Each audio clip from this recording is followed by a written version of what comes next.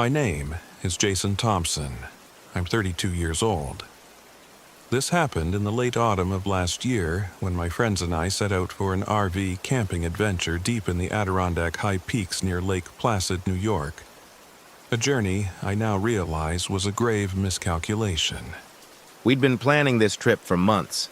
I, the ever-adventurous spirit, convinced my two closest friends, Natalie Reed and Mike Gallagher, that a break from our hectic lives was exactly what we needed. I'd been itching to document every thrilling moment for my travel blog, despite Natalie's constant reminders to be cautious. Mike, ever the level-headed mediator, kept trying to remind us that nature can be as unpredictable as it is beautiful. Our RV was a relic of a bygone era, a creaky, aging machine that we hoped would be reliable enough for a few days in the wilderness. From the moment we hit the road, trouble was evident. The heater sputtered, our GPS frequently redirected us to dead ends, and a series of mechanical hiccups left us stranded on a bumpy, unpaved road for what felt like hours. Yet our excitement and determination to explore the remote trails overshadowed the RV's constant protests. After a long day navigating narrow mountain roads, we finally set up camp on a clearing not too far from a series of rugged peaks. The crisp autumn air was biting, and an eerie fog began to roll in, cloaking the landscape in a ghostly veil. I remember watching the trees blur into shadowy silhouettes while Natalie meticulously set up our emergency supplies, and Mike tried to inject some humor into our discomfort. But even his jokes couldn't dispel the growing sense that something was off. That first night, as I sat outside the RV reviewing footage on my camera, I noticed tracks in the mud near our campsite. Deep, erratic prints that didn't match any animal I knew of. They were too large, too strange. I mentioned them to Natalie, who frowned and insisted they must belong to some unknown forest creature, but her tone betrayed a note of unease.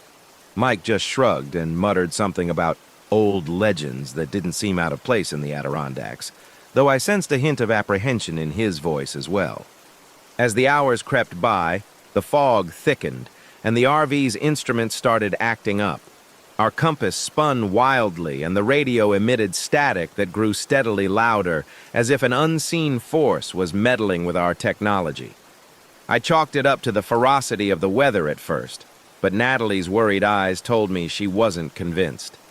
In the depths of the night, a low, guttural wail echoed from the woods. I couldn't pinpoint its source. It was almost as if the forest itself was moaning in agony. I sat there, heart pounding, the beam of my flashlight trembling as I tried to scan the darkness for any sign of movement.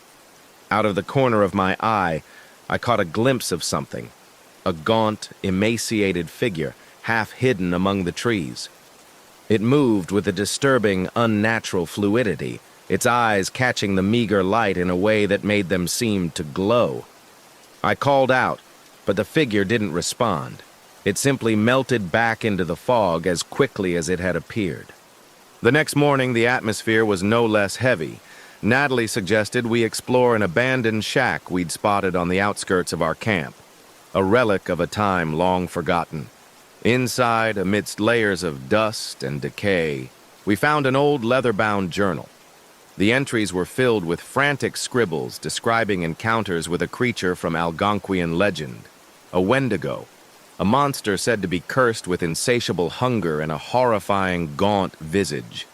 The descriptions were disturbingly similar to the apparition I'd seen the night before. Natalie's face paled as she read aloud the passages that warned of the creature's relentless predatory nature and its supernatural ability to manipulate the senses of its prey. Mike tried to rationalize it, suggesting that it was nothing more than local folklore amplified by the isolation and our own mounting anxiety. But even he couldn't hide the tremor in his voice when he recalled the odd symbols carved into nearby trees, symbols that matched those in the journal, supposedly protective signs against the Wendigo. I knew then that our predicament was far more serious than a simple case of misfiring equipment and overactive imaginations. Tensions among us escalated over the next few days. I was determined to capture every detail, convinced that this encounter with the supernatural would be my big break. Natalie, however, grew increasingly worried. Her practical side insisted that we had no business meddling in forces we didn't understand. Every time I urged us to venture a little further into the fog-draped woods for another shot, she retreated, her voice quivering with a mix of fear and disapproval. Mike, caught in the middle, tried to keep the peace, but even his skepticism waned as more inexplicable events unfolded. Late one stormy night, when the wind howled like a chorus of lost souls and rain battered the RV in a relentless rhythm, the Wendigo struck. I was awake, eyes wide and unblinking, when the sound of scraping claws against metal shattered the fragile barrier of our sleep. Natalie's frantic shouts and Mike's panicked orders to lock the doors filled the cramped space of our RV as we scrambled for anything to defend ourselves. I grabbed a heavy flashlight and a pocket knife, though I knew deep down that these meager tools were unlikely to deter a creature born of ancient supernatural malice. The creature revealed itself in the flickering light, a gaunt, emaciated figure with elongated limbs and eyes that burned with an eerie, unnatural light. Its presence seemed to suck the very warmth from the air. It moved with an otherworldly grace, as though it were both there and not there at the same time.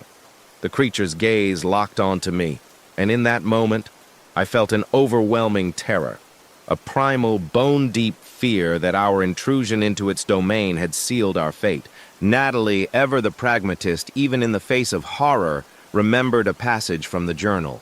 With trembling fingers, she began a low, rhythmic chant that the text claimed could distract the creature by invoking ancient protective spirits. It was a desperate, last-ditch effort born of sheer terror, and I wasn't sure it would work. Mike, meanwhile, tried to hold the creature at bay with a heavy metal pipe, his eyes wild with a mix of fear and determination.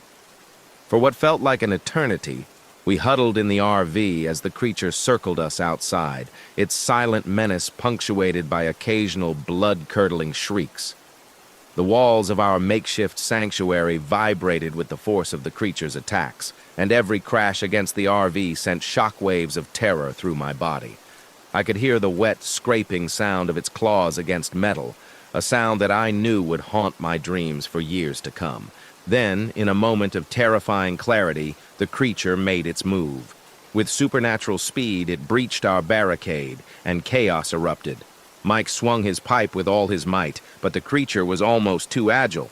I saw Mike stagger back as the creature's claw caught his arm. In the ensuing struggle, amid shouts, screams, and the relentless pounding of the storm, it became painfully clear that not all of us would make it out alive. I fought alongside Natalie, adrenaline coursing through my veins, every instinct urging me to survive. But then, in a final, heart-wrenching moment, I lost sight of Mike. A flash of movement, a cry, and then silence. I later discovered that Mike had sustained a fatal injury, a brutal testament to the Wendigo's lethal nature. The attack left Natalie and me shaken to our core. The creature, its hunger seemingly sated for the moment, eventually retreated into the impenetrable fog as the storm abated. In the aftermath, as dawn broke over a scarred landscape, the silence was oppressive, a heavy reminder of our near demise. We gathered what little we could salvage from our shattered lives and made a desperate bid to escape the cursed woods. Natalie's practical wisdom, tempered by the raw terror of the night, guided us. Clutching the journal as both a map and a warning, we navigated the treacherous back roads, our battered RV groaning under the weight of our collective grief and fear. The journey back to civilization was marked by an unspoken understanding. Nature was not something to be trifled with, and ancient legends, however fantastical they might seem, carried a kernel of truth that defied modern logic. Even now, as I recount these events with a heavy heart, I am haunted by the memory of that gaunt, spectral presence lurking in the fog. The Adirondacks, with all their rugged beauty, conceal secrets that man was never meant to uncover. I still wake in the dead of night, the image of those glowing eyes burning in my memory.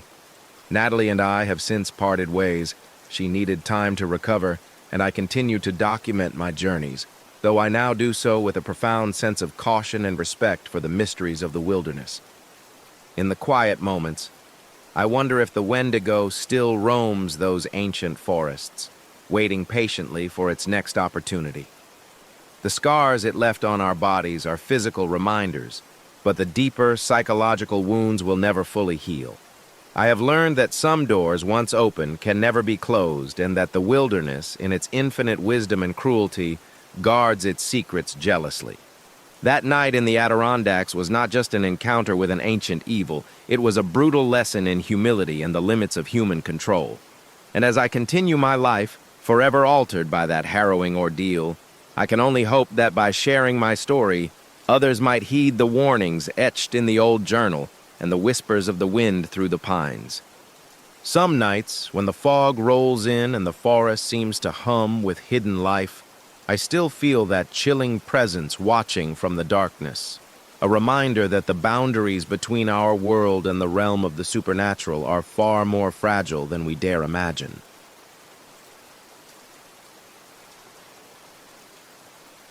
My name is Elena Marquez.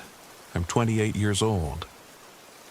This happened last autumn when I decided to escape my past and seek solace in the remote corners of the Catskills near Windham, New York. I had recently experienced a personal tragedy that left me reeling with grief and guilt, and I hoped that a week-long retreat in my refurbished old RV would grant me the space I desperately needed to heal, and perhaps even inspire my writing. The RV, a creaky relic that I'd spent months tinkering with to make it somewhat livable, rumbled along narrow back roads under a blanket of dense fog. Cell reception was spotty at best, intensifying my sense of isolation. I had chosen this secluded campground adjacent to an abandoned settlement called Briar Hollow, a place that local lore whispered about in hushed tones at the nearby diner. They said the ghost of the Wailing Witch haunted the ruins, a spirit of a woman named Isolde, unjustly accused of witchcraft and executed in colonial times, doomed to wander in eternal sorrow and vengeance. The journey to the campground was fraught with minor setbacks. Early on, I encountered electrical issues. My RV's wiring flickered erratically, and the unreliable heater struggled against the biting chill. Yet, I pressed on, determined to confront both my inner demons and the mysteries whispered about Briar Hollow. Upon arriving, I parked in a clearing surrounded by towering pines and the persistent, eerie silence of the woods. The fog was thick that evening, so dense that the familiar outlines of trees became ghostly silhouettes, and every sound was amplified into something otherworldly. Within the first few hours, I began to notice oddities that unsettled me. I discovered strange, archaic symbols carved deeply into the bark of a nearby oak, their lines crude yet deliberate. Later, when I returned to my RV, I found similar markings scratched onto the side of the vehicle. A warning, perhaps, or the work of a vandal? I couldn't tell. And then there were the half-faded messages etched onto metal surfaces near the campsite, as if someone or something had tried desperately to communicate a long-forgotten truth. As night deepened, the forest around me filled with unsettling sounds, distant, echoing wails that carried a note of profound sorrow, and the soft rustle of leaves that might have been footsteps. I sat in the cramped confines of my RV, my fingers trembling as I fumbled with the controls on my old camcorder. Every shadow in the fog seemed to hide secrets, every whisper of wind a mournful lament. At one point, I distinctly saw a spectral figure, a woman draped in tattered colonial garb, her long wild hair obscuring half her face. Her eyes, if I dared call them that, shone with an unimaginable sadness before she dissolved into the night mist. The next morning, I ventured out in the pale light of dawn to explore the area. The chill in the air felt sharper, the fog clinging to everything like a shroud. I followed a barely discernible path toward the ruins of Briar Hollow, drawn by the need to understand the legend and, perhaps, to prove to myself that the eerie experiences of the previous night were nothing more than the products of an overactive imagination.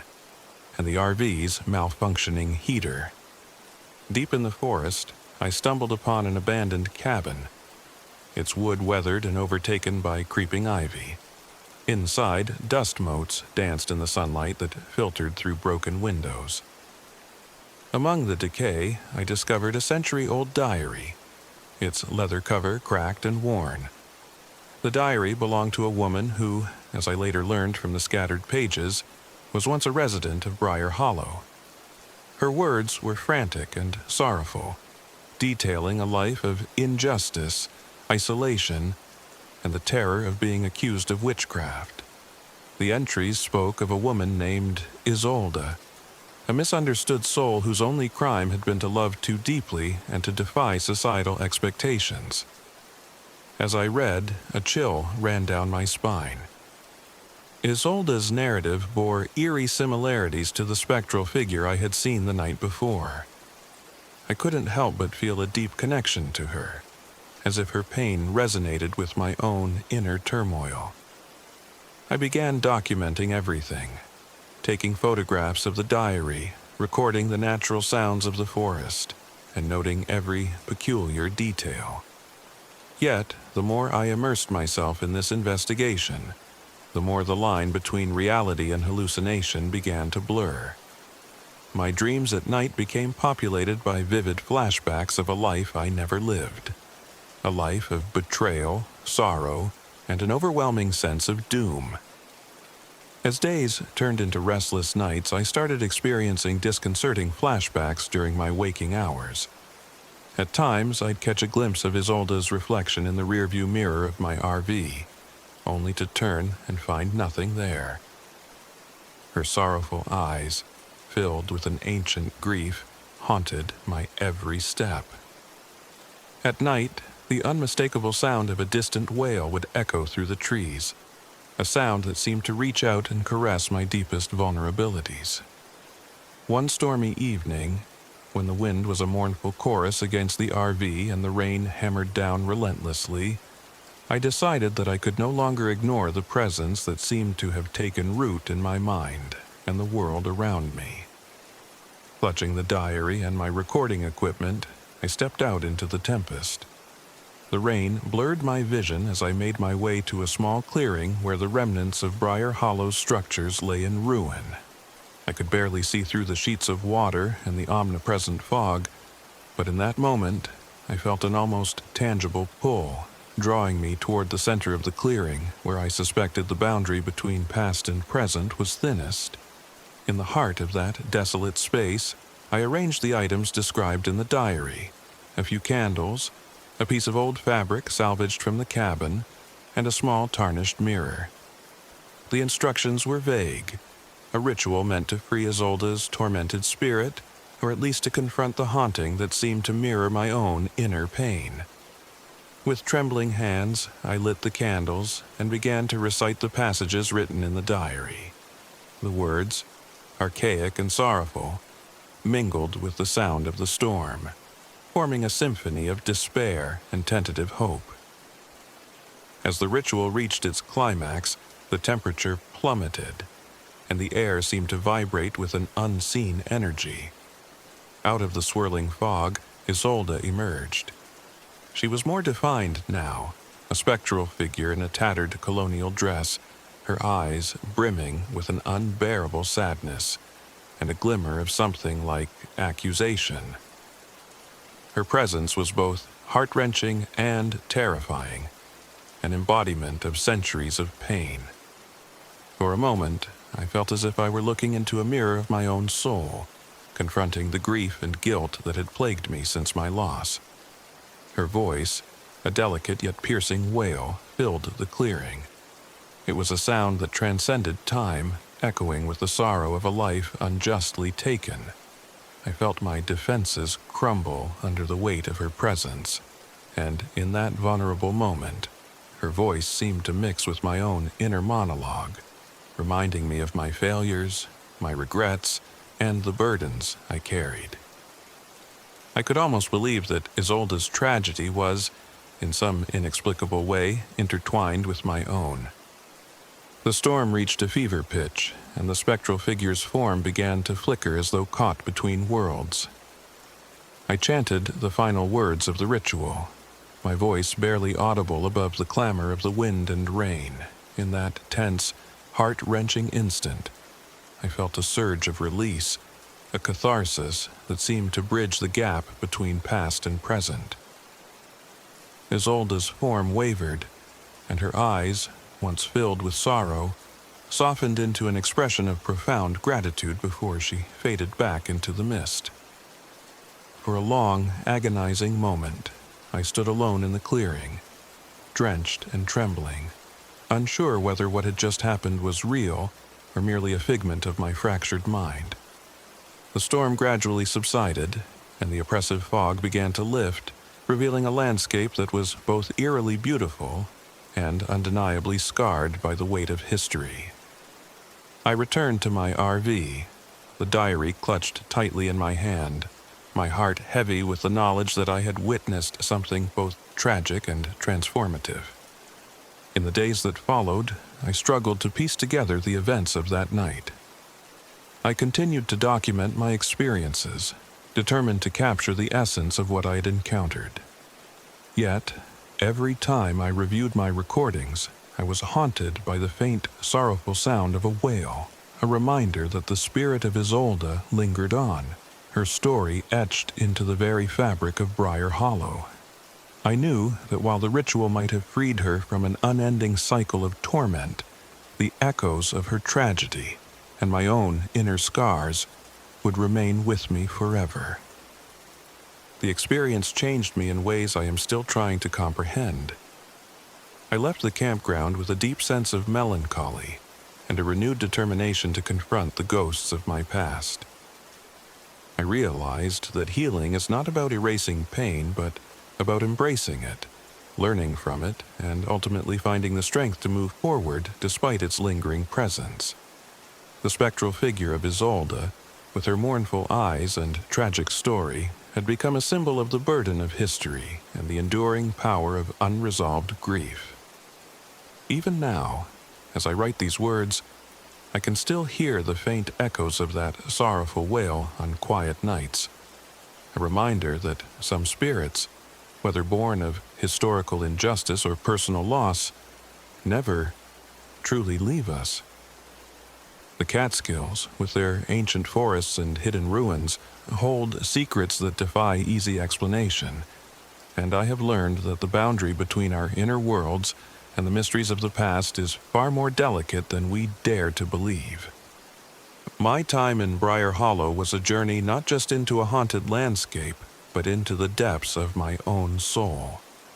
The encounter with Isolde, the wailing witch, forced me to confront the painful truths I had long avoided. And while the ritual may have laid her spirit to rest, the lessons of that night continue to echo in every step I take. As I continue to move forward, I do so with the understanding that healing is an ongoing process, one that requires us to acknowledge our pain, honor the memories of those who came before us, and ultimately find a way to live with the ghosts that shape our lives. In the quiet moments, when the wind rustles through the pines and the night falls soft and heavy, I sometimes feel that familiar tug, a reminder of the night I faced a tortured spirit and, in doing so, began to mend the fractures within my own heart.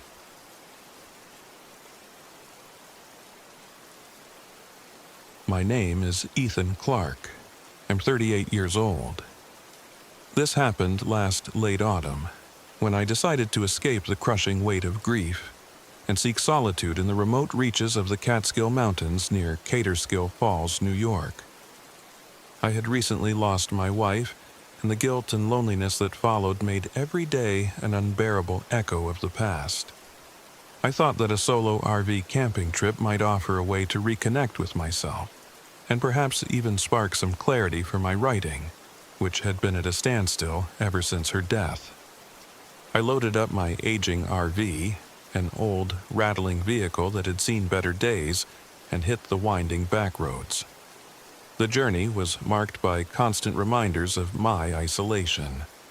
The RV's unreliable heater sputtered against the biting cold, and the flickering dash display and intermittent electrical malfunctions made me doubt whether I'd reach my destination unscathed. Adding insult to injury, cell reception was nearly non-existent in these parts, leaving me alone with my thoughts and memories. I arrived at a secluded campground nestled among dense woods. The area was quiet, almost too quiet, with fog swirling around the pines as if nature itself were mourning. I parked the RV in a small clearing where I could see the faint outline of Catskill Falls in the distance. I had chosen this spot not only for its striking autumnal beauty, but also because local legends mentioned strange happenings here. Stories of voices in the wilderness that sometimes mirrored those of lost loved ones. I dismissed them as folklore, but now, as night approached, I wasn't so sure. The first night in isolation was filled with an unsettling stillness that soon gave way to eerie disturbances. As I sat by a small, sputtering campfire outside the RV, I heard what sounded like soft, disembodied voices drifting through the trees. At first, I thought it was the wind playing tricks, but then I distinctly heard a familiar whisper, my wife's gentle tone, calling my name. My heart pounded, and for a fleeting moment, I felt both comforted and terrified. I convinced myself it was a trick of my grief-stricken mind, but the sound lingered long after I tried to dismiss it. Over the next few nights, I began to notice other inexplicable phenomena. While reviewing audio recordings on my digital recorder, one of my attempts to document the unusual sounds, I discovered segments where a voice eerily similar to my wife's whispered words I'd never spoken aloud. There was also an odd, echoing laughter, distant and indistinct, that sent chills down my spine. I started leaving my RV door slightly ajar at night, unable to shake the feeling that I was being watched by something both familiar and otherworldly. During one of my restless midnight walks, I noticed a series of strange footprints in the soft earth near the RV. They were larger than any animal I could think of in this part of the wilderness, and they led off into the thick underbrush.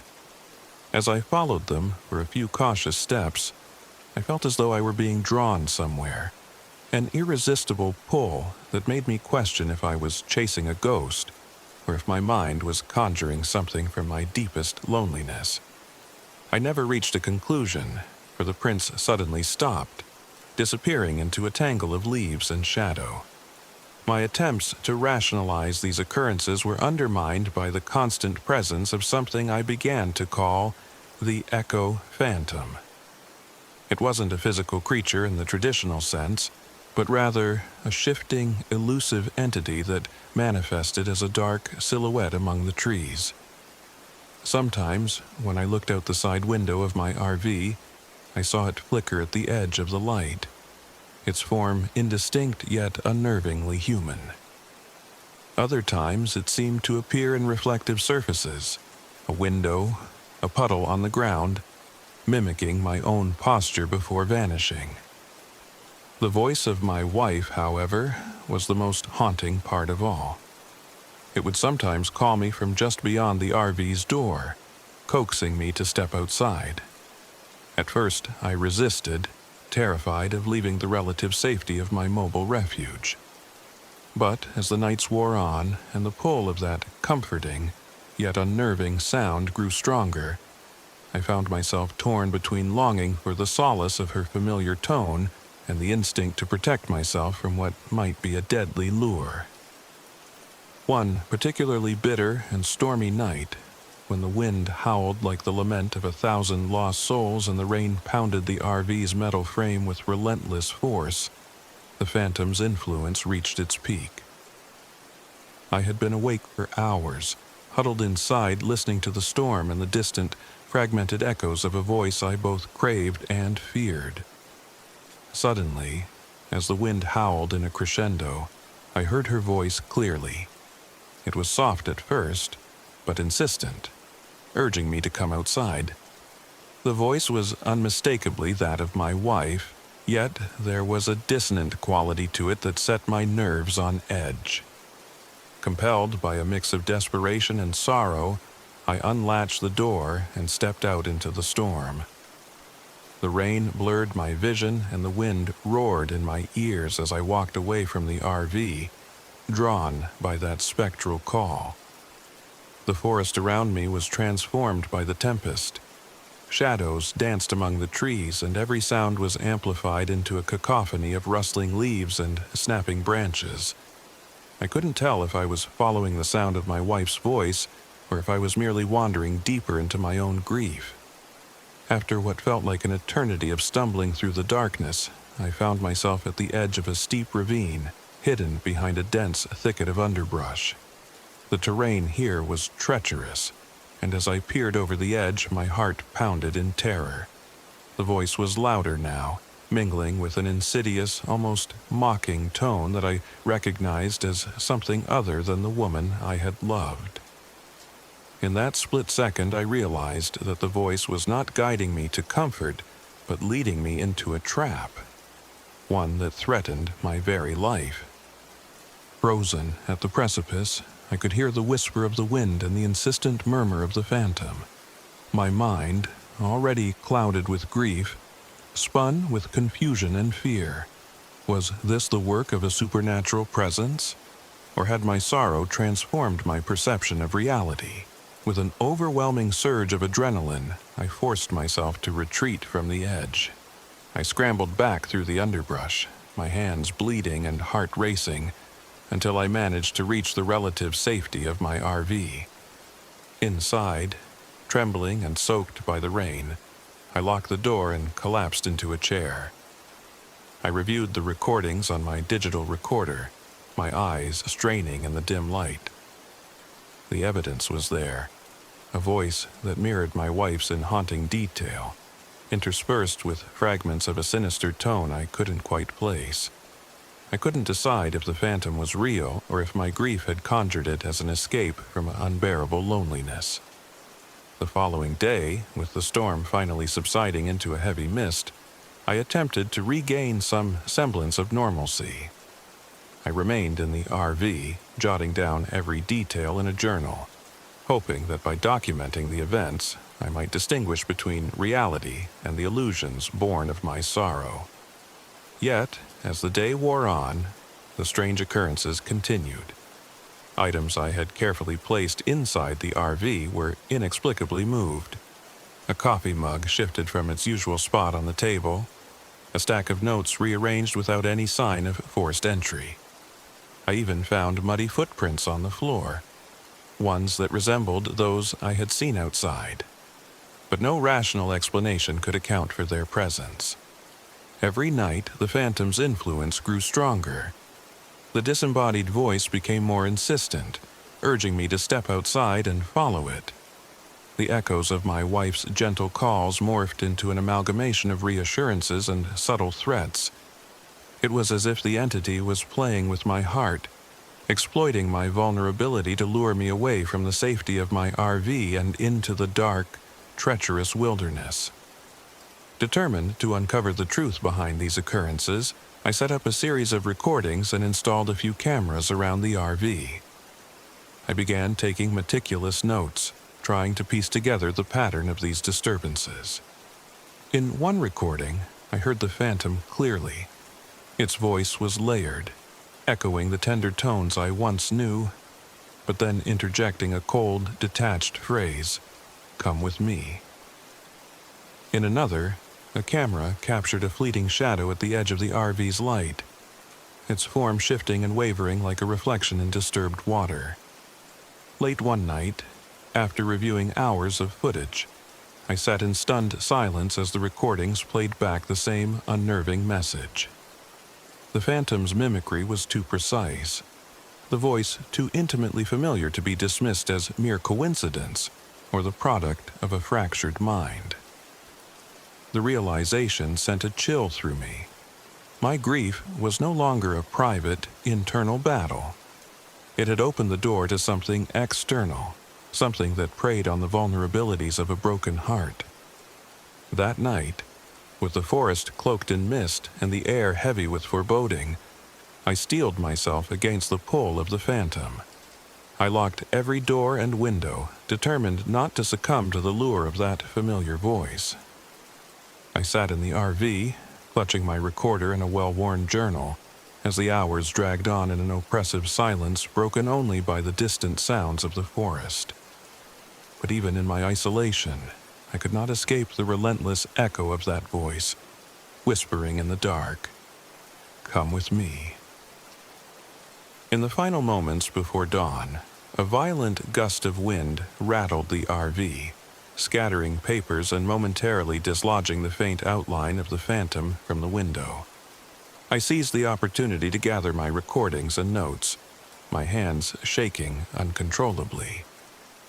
With the first light of morning filtering weakly through the mist, I realized that I could no longer remain in that haunted place. My mind was war-torn between the desperate need for closure and the stark terror of being led to my own demise by a voice I loved and lost. I started the RV's engine, its reluctant rumble a reminder of its many faults, and began the long, solitary drive back to civilization. The road was quiet and empty, the memory of that night etched into every dark curve and shadow. Even as I drove away, I couldn't help but glance in the rearview mirror, half expecting to see the phantom's silhouette flickering at the edge of the light, whispering one last sorrowful invitation. Back in the relative safety of a town, I tried to piece together my experience. I spent hours reviewing the recordings, searching for any concrete evidence of the echo phantom. The recordings remained ambiguous, haunting, yes, but frustratingly inconclusive. I couldn't decide whether I had encountered an actual supernatural presence, or if my grief had twisted reality into something unrecognizable. Yet, the evidence was undeniably there. The disembodied voice that called my name, the unsettling footage of shifting shadows, and the inexplicable movements of everyday objects. In the months that followed, I continued to write about my experience on my blog, detailing every moment with a blend of sorrow, confusion, and reluctant awe. My words became a cathartic outlet, a way to confront the demons that had haunted me both internally and externally. I often wondered if the echo phantom was truly a supernatural menace, a malevolent entity that exploited the raw edges of my grief, or simply a manifestation of the unbearable loneliness that had taken root in my soul. Sometimes, on quiet nights when the wind whispered through the trees and the world seemed to hold its breath, I still heard that familiar, insistent call. It was a reminder that some voices, whether real or imagined, continue to echo long after they should have faded away. I learned that healing from profound loss wasn't about shutting out the past, but learning to live with its persistent, often painful echoes. Now, as I move forward with the slow, tentative process of rebuilding my life, I carry with me the ambiguous legacy of that solitary night in the wilderness. I've come to accept that the line between grief and hallucination is perilously thin, and that sometimes the most dangerous specters are those born from our own hearts. The experience has left me irrevocably changed, a man who has stared into the darkness and heard the voice of a lost love, a voice that, whether real or imagined, will continue to shape my every step. Even though I no longer dwell in that remote corner of the Catskills, the memory of the echo phantom remains a part of me. It serves as a constant reminder of the delicate interplay between loss and the supernatural, of how isolation can open the door to echoes of the past that we might not be ready to face. And on nights when the wind carries a whisper that sounds all too familiar, I pause and listen, knowing that some voices in the wilderness may be more than mere echoes of a broken heart, but rather a haunting testament to the mysteries that linger in the spaces between our memories and the unknown.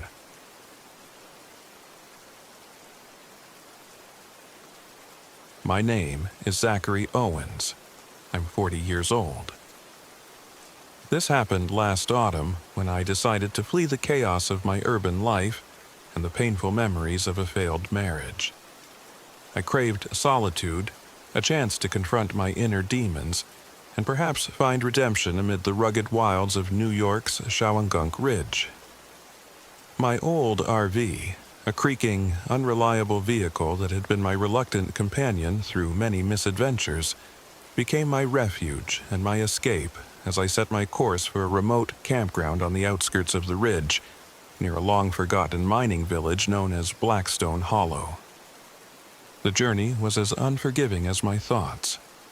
The RV's engine coughed and sputtered along narrow, winding roads, and its faulty heater did little to ward off the chill that seeped into my bones. Cell reception was non-existent in these parts, and every minute I spent isolated on the road only deepened the weight of regret I carried from my divorce. I wasn't entirely sure whether I was running from my past or simply trying to bury it in the wilderness, but by the time I arrived at the campground, I felt both lost and compelled to face the demons within. The campground was a cluster of worn-out trailers and weather-beaten picnic tables scattered in a clearing surrounded by dense trees. Fog hung heavily in the air, blurring the line between earth and sky, and the distant outlines of jagged rock formations of the ridge loomed like silent sentinels.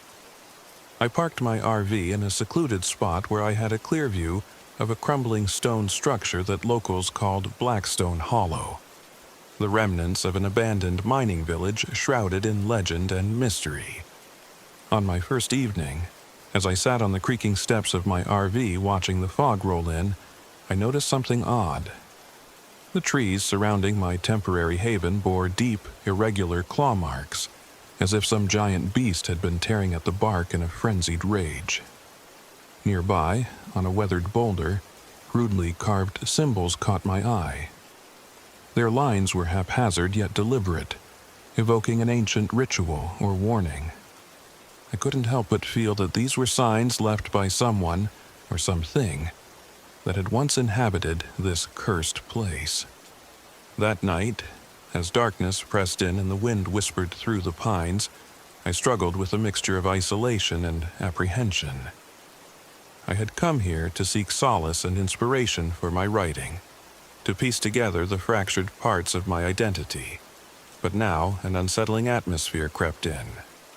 The silence was broken only by the occasional rustle of leaves and the distant, echoing sound of scraping, almost as if something was moving just beyond the reach of my flashlight's beam. Sleep was a distant memory that night.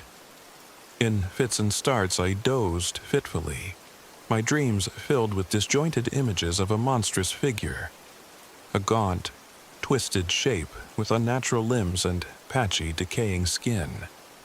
I dismissed these nightmares as the products of an overactive imagination, fueled by loneliness and regret. Yet, I couldn't shake the feeling that there was something more to the oppressive darkness of the ridge. Over the next few days, I began exploring the immediate surroundings. I took my camera and journal, determined to document every strange occurrence. My footsteps led me along narrow trails through the forest, where I discovered more signs of disturbance. Deep claw marks on tree trunks, remnants of rusted mining tools scattered among the underbrush, and even tattered notebooks left behind in haste. The more I uncovered, the more the old legends of Blackstone Hollow echoed in my mind. At a rundown gas station in a nearby town, I met a local man, a weathered, taciturn fellow whose eyes held secrets of the land.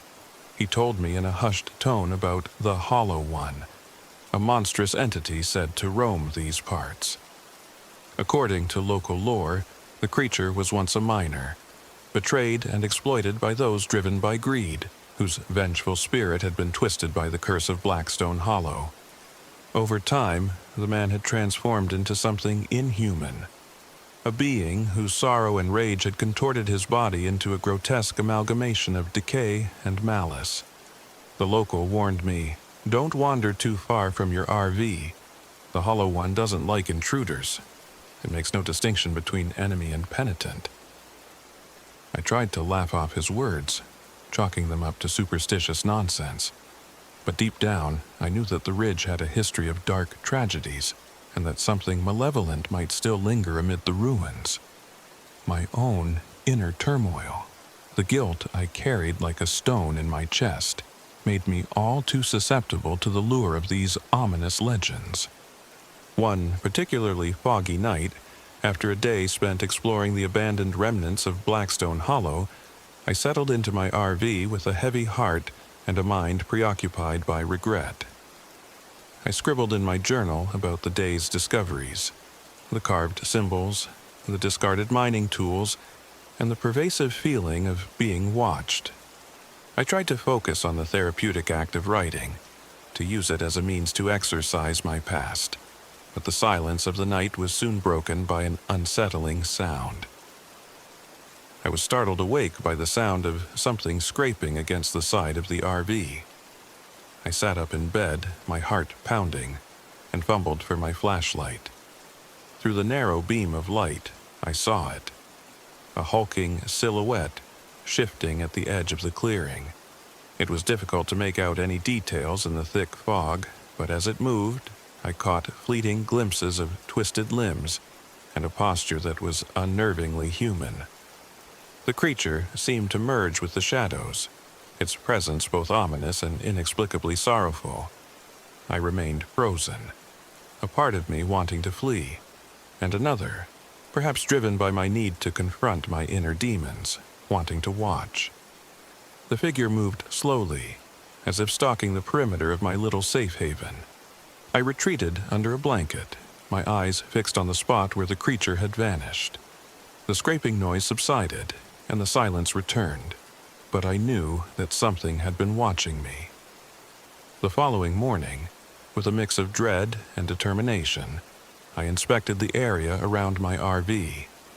There were fresh claw marks on the metal siding, and the symbols I had seen on the boulder the night before were now even more pronounced, as if freshly etched by desperate hands. My pulse raced as I recalled the locals' warning about the Hollow One. I began to suspect that the creature wasn't merely a legend or a trick of my stressed mind. It was real, and it was somehow connected to the cursed history of Blackstone Hollow. Determined to uncover more, I ventured out further into the ridge. I followed a narrow, overgrown path that wound its way toward the ruins of the old mining village. The forest here was oppressive, the air thick with the scent of damp earth and decay. Every so often I would catch movement in the corner of my eye, but each time I turned there was nothing there. Only the twisted silhouettes of ancient trees and the lingering mist. After hours of cautious trekking, I stumbled upon an old building partially collapsed by time and neglect. Its walls were covered in lichen, and the remains of what once must have been a miner's dormitory lay scattered in the underbrush. In one corner of the building, hidden beneath a pile of rubble, I discovered a leather-bound journal. The pages were yellowed and brittle, filled with the frantic, scrawled handwriting of a miner. As I read, a grim history unfolded before me. The miner wrote of betrayal, of greed that led to the suffering of men and the desecration of the land. His words described a desperate ritual, performed in a moment of collective anger and despair, intended to appease a vengeful spirit. Instead, the ritual had unleashed a curse. The miner's final entry spoke of a transformation, a curse that would claim him and his brethren, turning them into something no longer human. He referred to the monstrous figure as the Hollow One, a being whose tortured existence was a manifestation of the darkness born from exploitation and neglect. I felt a chill run down my spine as I closed the journal. The parallels between the miner's despair and my own inner guilt were unnerving. I had come here seeking solitude, perhaps redemption, yet I now felt as though I had stumbled upon a reflection of my own buried regrets. A curse wrought by neglect and betrayal, both on a personal level and a communal one. That evening, as darkness enveloped the ridge once more, I returned to my RV with the journal clutched in my hands. I resolved to piece together the mystery, to understand whether confronting this curse could somehow absolve me of my own guilt. But as night fell, I sensed that the atmosphere had changed.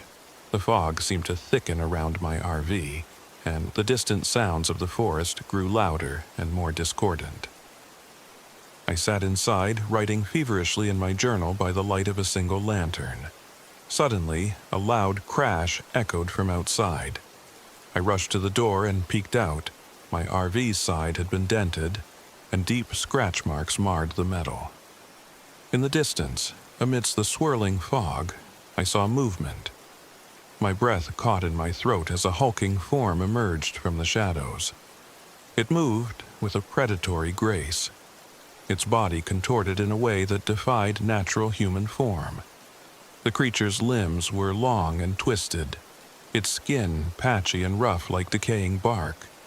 Its eyes, glimmering with a mix of feral madness and a sorrow that seemed almost human, locked onto mine for a brief, terrifying moment before it vanished back into the darkness. Fear surged through me, but so did a grim determination. I knew that I could not simply cower in the safety of my RV forever. The journal hinted at a possible way to break the curse, a ritual that might force the Hollow One to retreat, if only temporarily. It was a desperate, last-ditch effort, but I had nothing left to lose. With trembling hands and a heart pounding with both terror and resolve, I gathered the few items described in the journal. A small, tarnished iron charm, a scrap of fabric from an old work shirt I had kept as a memento of better times, and a few candles. I stepped out into the cold night, the fog swirling around me as if to obscure my path. I made my way toward the ruins of Blackstone Hollow, where the oppressive presence of the curse was strongest. At the heart of the abandoned village, under a crumbling archway covered in ivy, I set up a makeshift altar. The wind howled around me, carrying with it the scent of damp earth and decay. With every step, my mind churned with memories of my past, my failures, my regrets, and the guilt that had driven me away from a life I once cherished. I whispered the words from the miner's journal, my voice trembling but determined, as I arranged the items in a circle. The ritual was meant to be an act of contrition, a symbolic attempt to lay the ghosts of the past to rest. As I recited the incantation, the temperature around me dropped sharply. The fog thickened into an almost tangible veil, and from its depths emerged a low, guttural sound, a sound that was both mournful and enraged. I could see in the periphery of my vision a massive form slowly materializing, the Hollow One. It loomed before me, a grotesque silhouette against the flickering candlelight. Its twisted limbs and patchy skin illuminated in flashes as if lit by an unseen, malignant source. For a long, agonizing moment, we stood facing each other. In its eyes, I saw not only the unyielding fury of a cursed soul, but also a reflection of my own despair. The creature let out a sound that seemed to echo my deepest regrets, a mournful wail mingled with the raw intensity of vengeance. My heart pounded so fiercely that I feared it might shatter my resolve. In that instant, I realized that this confrontation was not merely with a supernatural menace, but with the embodiment of all that I had tried to escape. The Hollow One lunged, its movement a blur of savage intent. I stumbled back, clutching the iron charm and the tattered fabric as if they were talismans against my own inner demons. With a surge of desperate energy, I recited the final words of the ritual, my voice rising above the howling wind. The charm trembled in my grasp, and for a fleeting moment the creature faltered. The ensuing chaos was a blur of frantic movement and guttural sounds. I felt the searing pain of a sharp blow as the creature's clawed hand grazed my arm, tearing through fabric and flesh. I screamed, not just in agony, but in defiance, pouring every ounce of my pent-up regret and sorrow into that final incantation. Whether by fate or by the power of my own will, the creature's advance slowed, and its furious eyes flickered with an indescribable sorrow. Then, as suddenly as it had appeared, the Hollow One retreated into the engulfing fog, leaving me trembling and bleeding on the cold, wet ground. I collapsed beside the crumbling archway, the echoes of the encounter reverberating in my ears. My body ached, and I knew that I was scarred, not only physically but also in a way that might never fully heal. In the aftermath, as the fog began to disperse with the first light of dawn, I gathered my strength and made my way back to the RV. The journey home was slow and fraught with both physical pain and a profound, lingering melancholy. Back in the relative safety of my battered RV, I spent days tending to my wounds and piecing together my scattered thoughts. I replayed every moment of that fateful night in my mind, questioning whether the ritual had truly broken the curse or merely driven the Hollow One into hiding. For now, the miner's journal had offered no clear answers, only a promise that redemption was possible if one was willing to confront the darkest parts of oneself. I left the Shawangunk Ridge with a heavy heart, carrying with me the physical and emotional scars of my encounter. The memory of the Hollow One, its tormented eyes and the echo of its rage, remained etched in my mind as a constant reminder of the burden of guilt and the destructive power of secrets buried deep in the past. Yet, in that bitter struggle, I also found a glimmer of hope.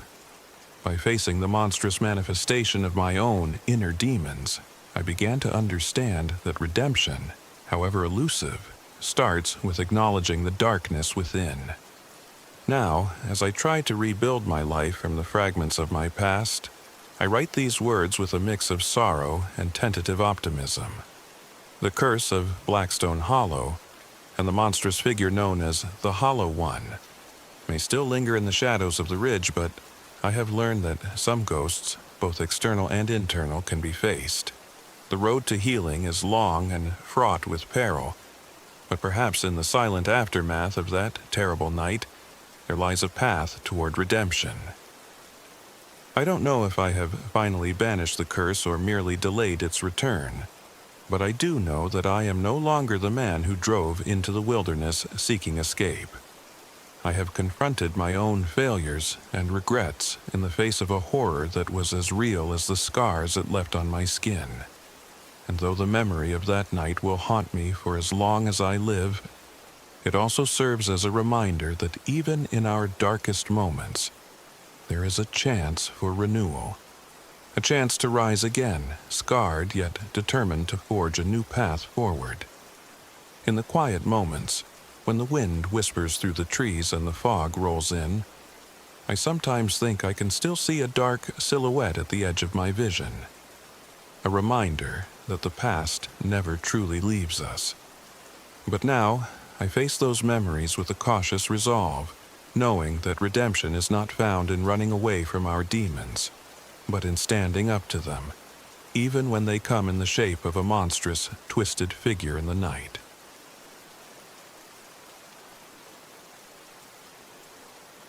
My name is Addison Bennett.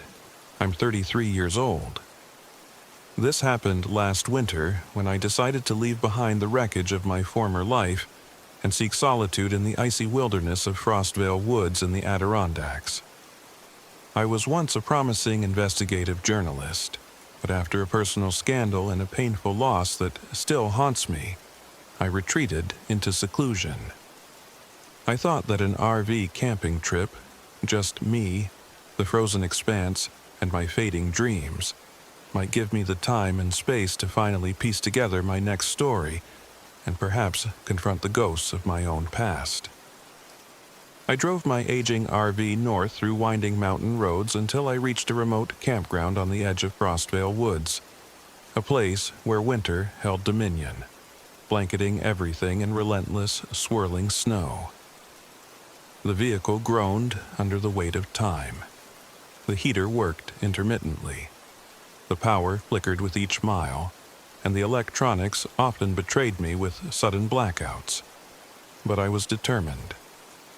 I parked in a clearing that offered a panoramic view of the snow-laden forest, and in the distance, the crumbling ruins of the hamlet of Frostvale, a once thriving frontier settlement now surrendered to silence and ice. On my first night, as I sat by a sputtering portable heater outside the RV and sipped lukewarm coffee, I noticed something that made my pulse quicken. Far out along the tree line, moving hesitantly between the skeletal trees, a flickering light danced like a flame in the dark. It was a lantern, a lone, ethereal glow that did not belong to any modern fixture. Its light was gentle yet insistent, bobbing along the snowy ground as if guided by an unseen hand. I rubbed my eyes, wondering if the isolation and biting cold had conjured a mirage. But when the light reappeared, unmistakable and steady, I knew it was no mere trick of the mind. Over the next few days, I settled into a tentative routine. I documented my surroundings with a digital camera, recording any peculiar phenomena and scribbling notes in my battered journal. The harsh cold and swirling snow made each day a battle against the elements, and my RV, my only home these days, suffered from power outages and a heater that seemed to conspire with the bitter wind. In the evenings, as the temperature plummeted and the woods took on a surreal quality, I began to hear odd sounds. Static on the radio that sometimes mixed with what sounded like voices speaking in an old-time dialect, and the whisper of wind that carried something like distant, mournful laments. One particularly frigid night, as I sat inside my RV listening to the intermittent chatter of the radio, the power flickered and died completely. In the sudden darkness, I lit a few candles and opened a window just a crack, trying to catch a glimpse of the night beyond. Almost immediately, I saw them. Faint, boot-like footprints in the fresh snow leading away from the RV and toward a clump of trees. I stepped outside, the cold biting through my clothes, and followed the tracks until they led me to an abandoned outbuilding half hidden by snowdrifts. On its weathered door, I noticed strange symbols etched into the frozen wood, runes or warnings from a time long forgotten. A chill ran down my spine that had little to do with the cold. The next morning, I visited a rundown gas station in a nearby hamlet, hoping to gather any local lore about Frostvale Woods and its eerie legends. The lone attendant, an older man with a face etched by years of hardship, leaned in and told me in a hushed tone about the Lantern of Frostvale. According to him, the lantern was said to belong to a tragic frontier pioneer, a man who lost his family in a ferocious blizzard and, overcome with grief, wandered the woods with his lantern, forever searching for what he'd lost. The local claimed that those who followed the lantern's glow were doomed to share in his eternal sorrow, for the light was both a guiding beacon and a lure that led unwary souls into danger. I listened, skeptical yet intrigued, as he warned, "Don't let it pull you in too deep, son. The past is a dangerous place, and that light's got a way of showing you things best left forgotten." Those words echoed in my mind as I returned to my RV, my curiosity burning brighter than the biting cold. I resolved to follow the mysterious lantern, not only as a journalist seeking a compelling story, but also as a man in desperate need of answers about my own haunted past. Over the next several nights, I tried to capture the elusive light with my camera. I set up recordings and kept my journal by my side, documenting every instance of its appearance. Each time the lantern appeared, it drifted slowly through the snow, sometimes in the distance among the trees, sometimes seeming to come right up to the edge of the clearing where I camped. The phenomenon was inexplicably beautiful and deeply unsettling. Its glow was soft and flickering, like the heartbeat of a long-dead soul. But there was something else, an almost palpable presence that seemed to accompany it. One night, As I trailed the lantern along a narrow, snow-packed path, I noticed a set of footprints that were not my own. They were shallow but unmistakable, leading off the path into a dense copse of trees. I followed them cautiously, my breath coming in puffs in the frigid air, until I reached a clearing where the snow was disturbed by what looked like a haphazard campfire long since extinguished. Nearby, I found a faded scrap of fabric clinging to a branch, and carved into a birch tree was a single word: remember. I couldn't shake the feeling that the lantern was more than just a ghostly relic.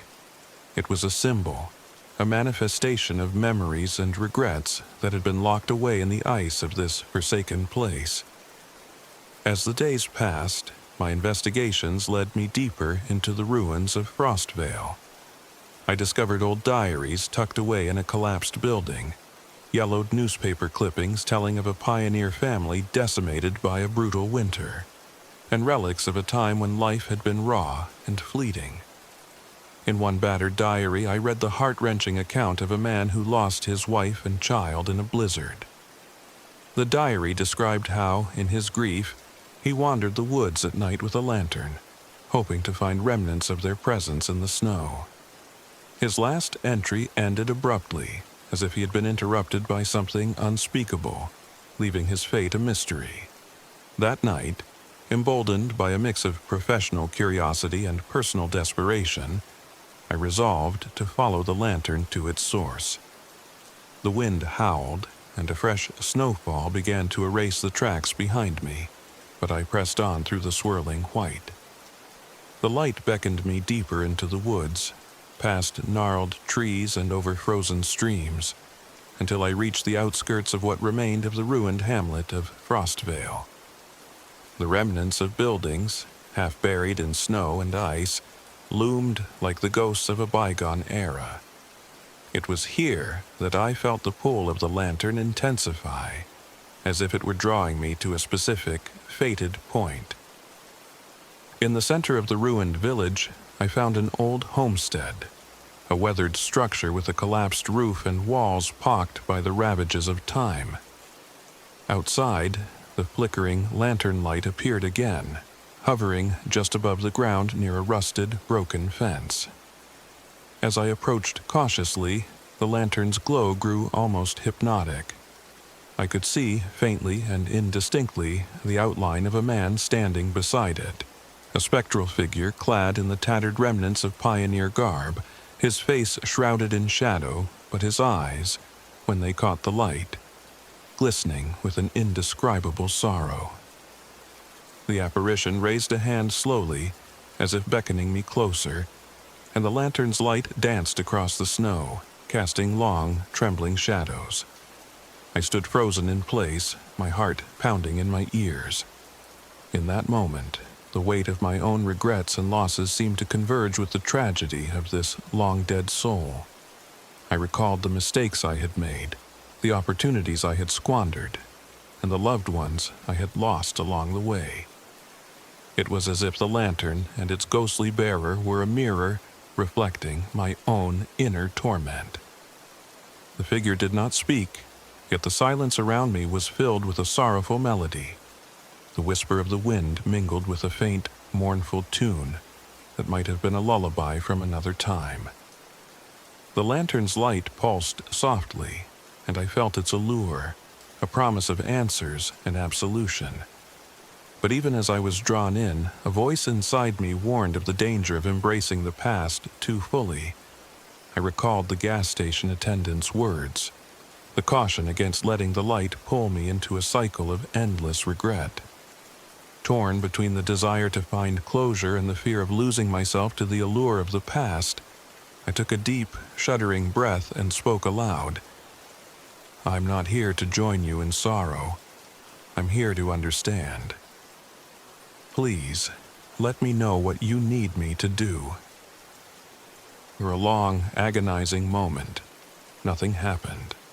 The lantern's glow flickered, and the spectral figure's eyes seemed to fill with an almost imperceptible glimmer of recognition, or perhaps pity.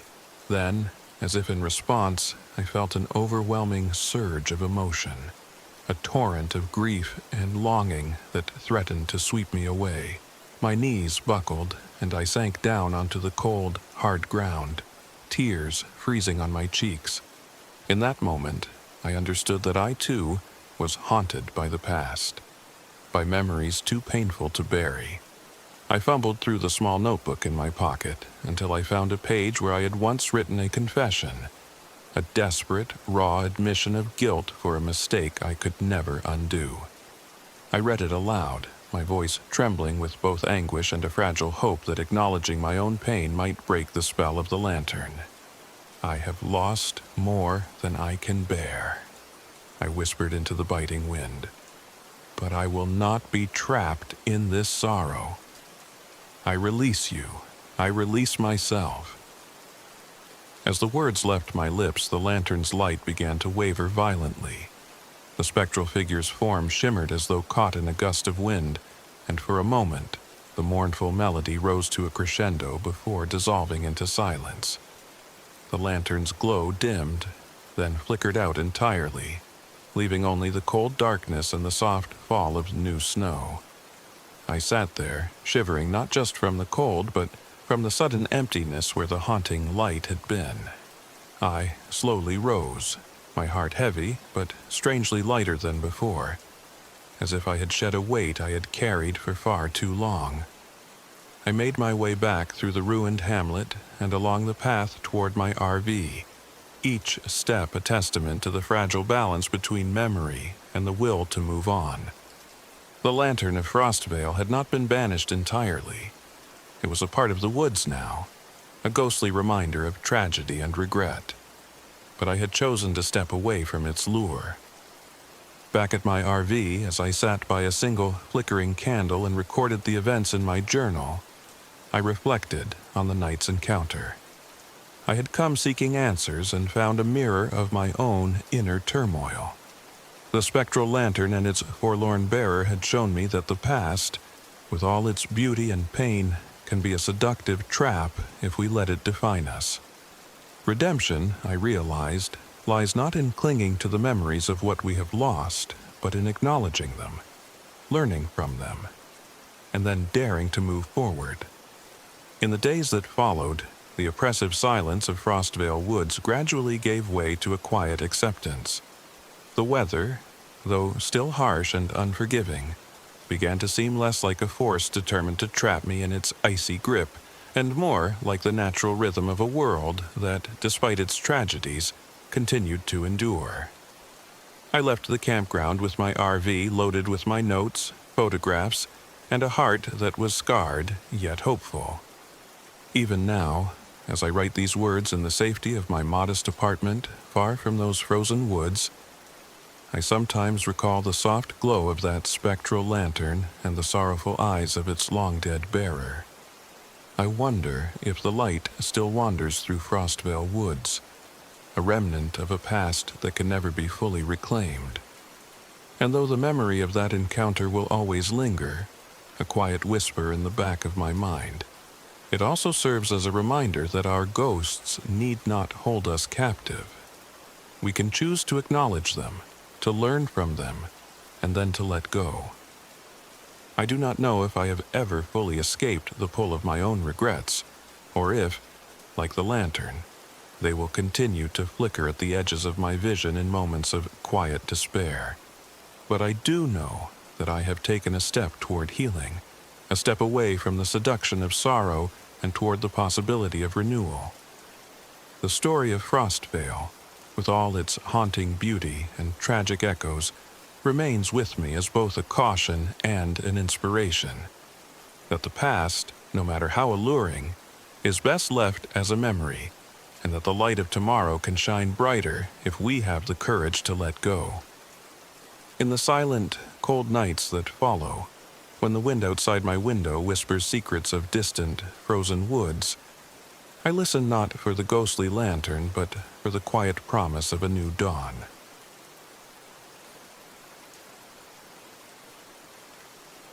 My name is Grace Michaels. I'm 29 years old. This happened last winter when I decided to leave behind the echoes of a painful breakup and a career in ashes to seek solitude in the remote wilds of Red Hollow, deep in the Adirondack mountains of upstate New York. I craved an escape, a chance to heal my wounded heart and perhaps find a spark of inspiration to breathe life back into my writing. So, I loaded up my old RV, a stubborn, temperamental machine prone to engine hesitations and a heater that sputtered desperately against the bitter cold, and set off for a campsite on the very edge of Red Hollow Woods. The journey was as relentless as my inner thoughts. Every mile away from the city felt like a step into an unforgiving isolation where patchy cell reception and malfunctioning electronics left me alone with my memories. By the time I arrived at the campsite, I was enveloped in a landscape of towering, ancient trees, shrouded in swirling fog, and a frigid wind that cut through me like shards of glass. The RV groaned under the pressure of the elements, and I couldn't help but feel that even this aging vehicle was protesting my decision to face the solitude head-on. On my first night, under a sky painted with a blood-hued moon, I sat outside the RV, wrapped in layers of old sweaters and a heavy coat. The atmosphere was surreal, a quiet that was both calming and unnerving.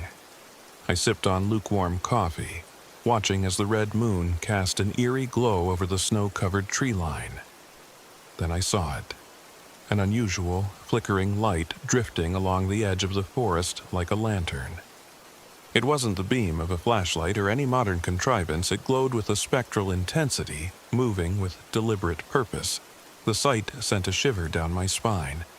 I tried to convince myself it was a trick of the light or a stray campfire, but the glow was persistent, pulsing softly as if calling out.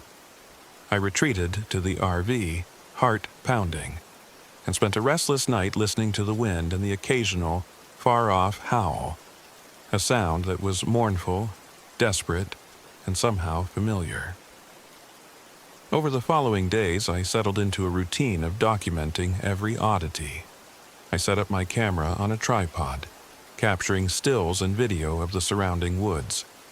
My journal filled with notes about strange symbols I discovered carved into the bark of towering pines. Runes or warnings, I couldn't tell. I even found a set of deep, heavy footprints in the fresh snow near my RV, far larger than any creature native to these parts.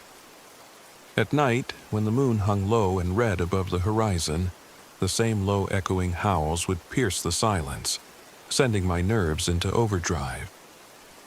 One evening, driven by equal parts curiosity and a desperate need to escape the stifling confinement of the RV, I stepped outside. The cold air was sharp, and each breath felt like inhaling shards of ice. I followed a trail of disturbed snow that led away from my RV, past a cluster of trees where I noticed more of those odd symbols etched deeply into the bark. The trail ended at a clearing where the snow had been pressed down by something large, a set of footprints that vanished into the underbrush. I paused there, heart hammering, and tried to steady my trembling hands as I took photographs and scribbled frantic notes. In a nearby town, at a rundown diner with creaking booths and a faded neon sign, I met a local who spoke in quiet, measured tones. Over a cup of bitter coffee, the man told me about the legend of the Red Hollow howler. According to him, on nights when the moon burns a deep crimson, a monstrous creature roams the woods. A being said to have once been human, transformed by unspeakable grief and rage into a lupine nightmare with eyes that blaze red. He explained that the howler was known to mimic human voices in distorted, sorrowful tones, luring lost souls deeper into the forest, never to return. His warning was clear. Don't let it get too close, miss. Sometimes what you think is a cry for help is just the past calling you to its doom. I left the diner with a knot in my stomach, a mixture of skepticism and a strange, unwelcome certainty. The pieces of the puzzle, the glowing lantern on the tree line, the carved symbols, The oversized footprints and the mournful howls started to form an ominous picture. My own heartbreak and the residue of my past sorrows suddenly felt reflected in the very wilderness I had sought for solace. The howler, it seemed, was more than just a myth. It was a manifestation of collective pain, a living reminder of grief that, like my own, had been left unhealed. That fateful night, the red moon reached its zenith, casting an otherworldly light across Red Hollow Woods. I decided I had to face the mystery head-on, not merely for a story, but to confront the parts of myself I had long tried to bury. I packed my essentials, my camera, audio recorder, and a battered notebook, and stepped out of the RV into the cold embrace of the night. The wind was howling like a chorus of lost souls, and the snow crunched beneath my boots as I made my way towards the deeper forest where the lantern had been seen drifting. The further I ventured, the thicker the fog became, swirling around me in ghostly eddies. I kept my eyes fixed on the distant glow that bobbed along the tree line, occasionally catching fleeting glimpses of something massive moving in the shadows. As I neared a particularly dense cluster of trees, the howl of the wind was suddenly pierced by another sound, a deep, resonant howl that sent a chill straight to my core. It was not just a wolf's cry. It was laden with a sorrow so profound it seemed to echo my own inner despair. I followed the sound, heart pounding, until I reached an open clearing. There, beneath the relentless gaze of the red moon, I saw it. The red, hollow howler.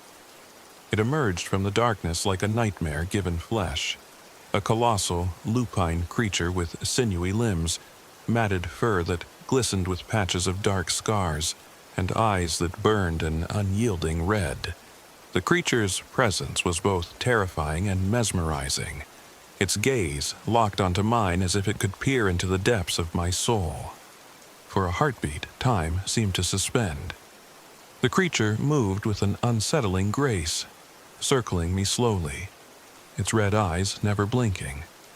Then, in a moment that felt almost surreal, I heard it mimic a sound, my own voice, distorted and laden with sorrow, whispering my name. I stood frozen, terror and an inexplicable sense of recognition warring within me. It was as if the howler was not just an external threat, but a mirror reflecting the anguish I had tried so desperately to hide. In that charged moment, I realized that this confrontation was not merely about surviving a monster. It was about facing the buried remnants of my own heartbreak and rage. I knew I couldn't run away, not if I wanted to reclaim a part of myself that had been lost in the ruins of past relationships and shattered dreams. With my throat dry and my hands trembling, I took a deep breath and spoke aloud, my voice cracking with raw emotion. I know your pain. I know loss, and I know regret. I won't let your sorrow chain me forever. My confession seemed to hang in the frigid air. For a long, agonizing moment, the creature's gaze softened imperceptibly, as though the fierce red in its eyes flickered with something akin to pity or shared grief. Then, with a final low, mournful howl that resonated deep in the silence of the woods, the howler turned and melted back into the shadows, leaving me alone in the clearing. I stood there for what felt like an eternity, my heart still hammering in my chest as I tried to absorb what had just transpired. The encounter had left me physically shaken, my body cold and my hands still trembling. But something within me had shifted. The creature's mimicry, its sorrowful cry, had forced me to confront the raw wounds of my past. I realized that the monster was not merely an external force, but a symbol, a manifestation of the pain and anger I had carried, unaddressed, for too long. I slowly made my way back to the RV, each step feeling both arduous and cathartic. The forest around me was quiet now, as if holding its breath after the tumult of the encounter. Back at the RV, I locked the door against the biting cold and sat down at a small table by a flickering lamp, pulling out my notebook. With shaking hands, I began to write, pouring out the flood of emotions and memories that the night had unleashed. I wrote about the howler, its red eyes and the mournful sound that had mirrored my own inner voice.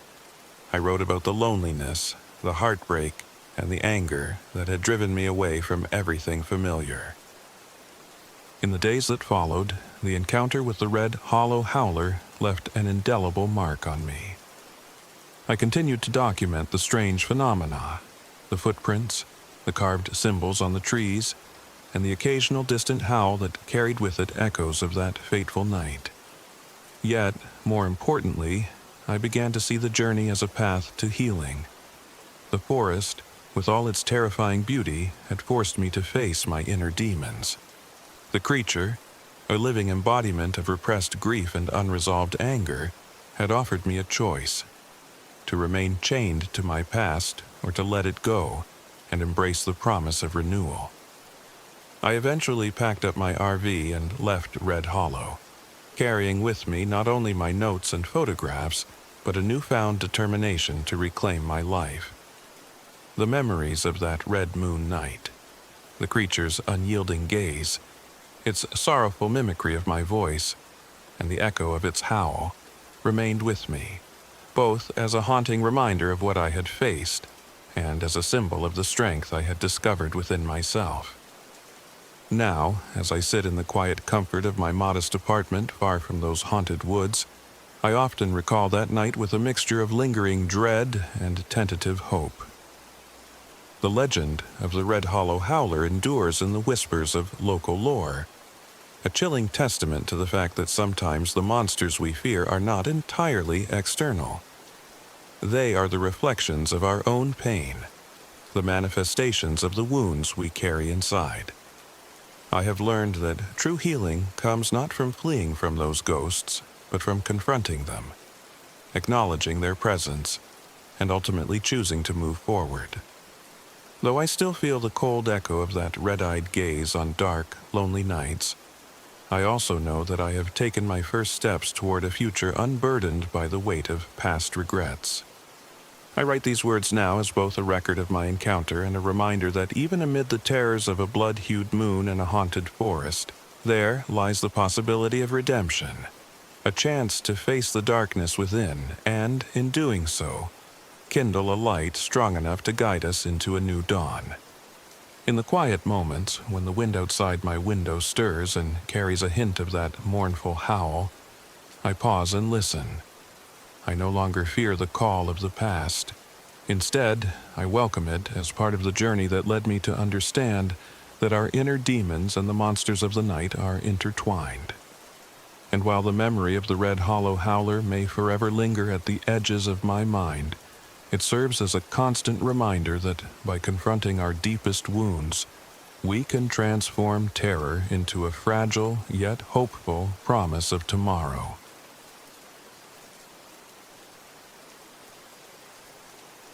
My name is Marcus Lane. I'm 45 years old. This happened last autumn when I finally decided to escape the relentless noise of the city and the darker echoes of my past.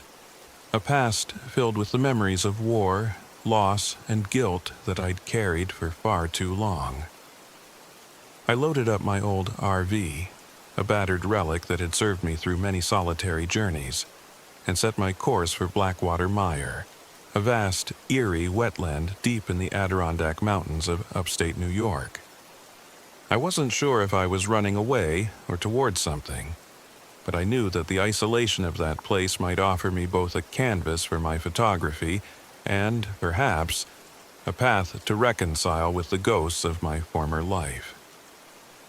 The drive up was rough. My RV's engine hesitated on steep, muddy paths and the heater sputtered as if protesting the icy bite of the autumn air. The electrical system flickered sporadically, plunging me into pockets of darkness that only deepened my sense of isolation. Cell reception was non-existent out here, leaving me entirely cut off from the modern world, a condition I had both craved and dreaded. As I finally rolled into the secluded campground near the edge of Blackwater Meir, I could feel the weight of silence and damp that seemed to seep into everything. I set up camp on a small clearing bordered by gnarled trees whose branches dripped with condensation. The Meir itself stretched out before me, a sprawling expanse of stagnant water, tangled vegetation, and shifting, treacherous mud. The ground was soft and deceptive, every step a calculated risk. I parked the RV as close as I dared get, then spent a few moments simply absorbing the atmosphere. The air was thick with mist, and a chill that wasn't entirely from the cold settled into my bones. I knew I was far from home now. That very afternoon I ventured out with my camera slung over my shoulder, determined to capture the raw, haunting beauty of this place. I wandered along a narrow path near the water's edge, the surface of the Meir reflecting the gray leaden sky above.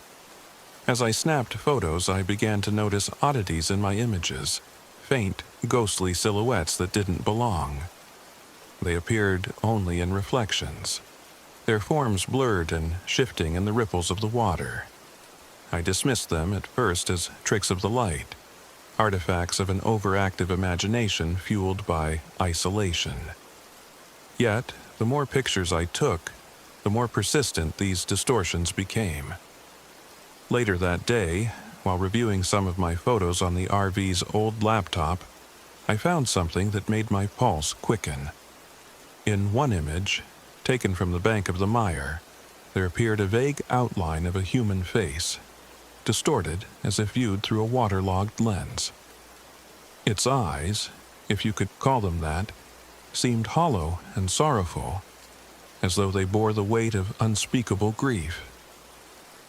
I tried to shake off the uneasy feeling that crept over me. After all, my mind was no stranger to the burden of memory and regret. I had seen too much loss in my time as a soldier. It was part of who I was now. That evening, as dusk turned the sky a dark shade of blue, I sat outside my RV and listened to the sounds of the Meir. The gentle lapping of water and the rustling of wind in the trees were soon interrupted by something else, a subtle, almost imperceptible murmur that I couldn't quite place. I chalked it up to the natural sounds of the wetland settling in the cold night, but as darkness deepened, I noticed something more unsettling. While photographing a particularly reflective patch of water near the camp, I saw my own image warped by the rippling surface. Only, it wasn't just me. Faint, ghostly figures appeared alongside my reflection, their features indistinct and fading into the mist. My stomach churned. I stepped back, heart pounding, and took several more shots. The figures were there, as clear as if they'd been standing right beside me. I felt a prickle on the back of my neck, a sensation that made me turn around suddenly, half expecting to see someone, something, standing behind me. There was nothing, only the oppressive silence of the Meir and the endless stretch of fog. Returning to my RV, I found something equally disturbing.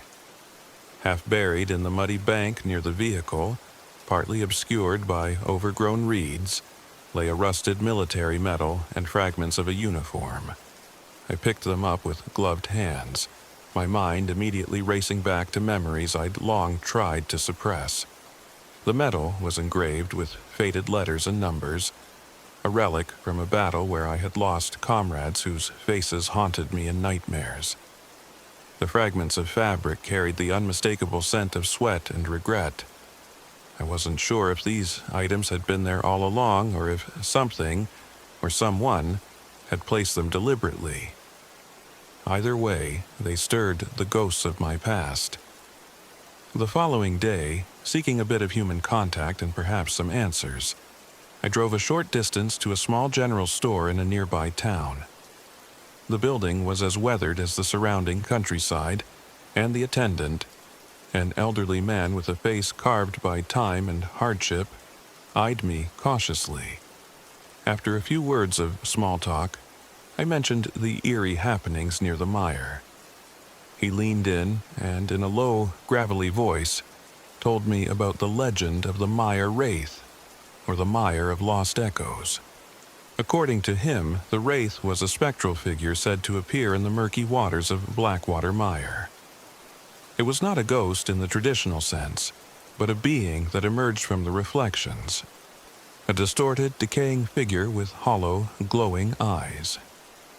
Locals believed it was born from the collective grief and guilt of soldiers and others who had suffered unspeakable losses in this very region.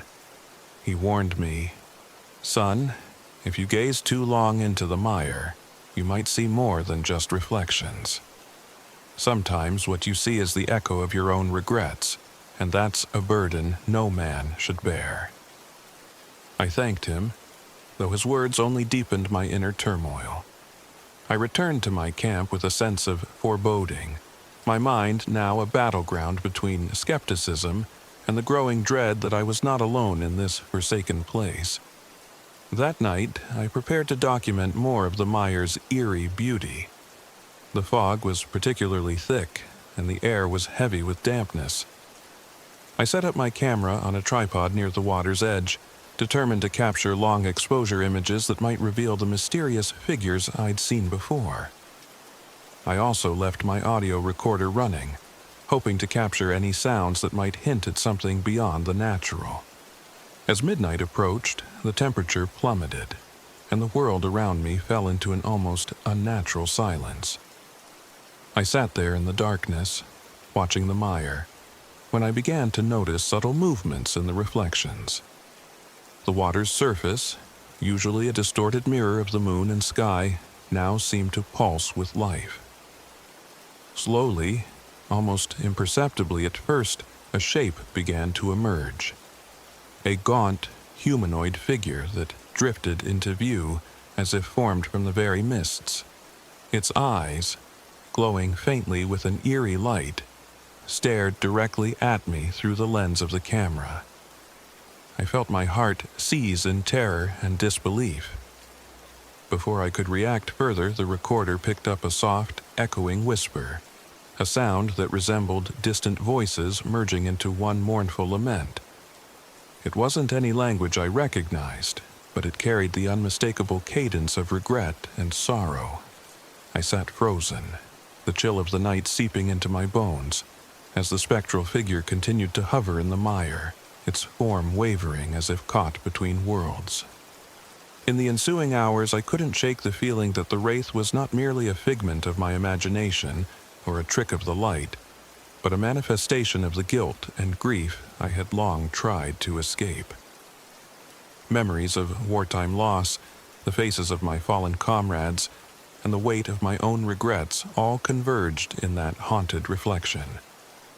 I began to experience flashbacks, vivid, intrusive images of battle, loss, and the relentless screams of those I couldn't save. Unable to bear the torment alone, I ventured a few steps closer to the water. The mud squelched beneath my boots, each step a struggle against the unseen pull of the mire. I reached out with trembling fingers, as if to touch the spectral form, to confirm its reality. In that instant, the wraith's hollow eyes locked onto mine, and I felt an overwhelming surge of despair, as if it were drawing forth every dark memory I had tried so desperately to bury. Struggling to maintain control, I forced myself to speak, my voice barely a whisper against the oppressive silence. I'm sorry. I'm so sorry for everything." The words, half a confession, half a plea, echoed across the water.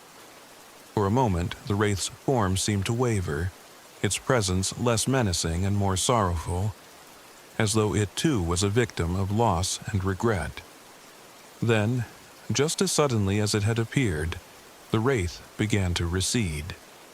The distorted images in the water smoothed out into mere ripples, and the oppressive air lifted slightly as if a heavy burden had been momentarily eased. I stood there on the muddy bank, drenched in cold sweat and with my heart hammering in my ears, unsure if what I had experienced was real or a product of my own tortured mind. I staggered back to my RV, seeking refuge in its cramped confines. I spent a sleepless night rewatching the footage on my camera and listening to the recordings on my audio device. The evidence was there.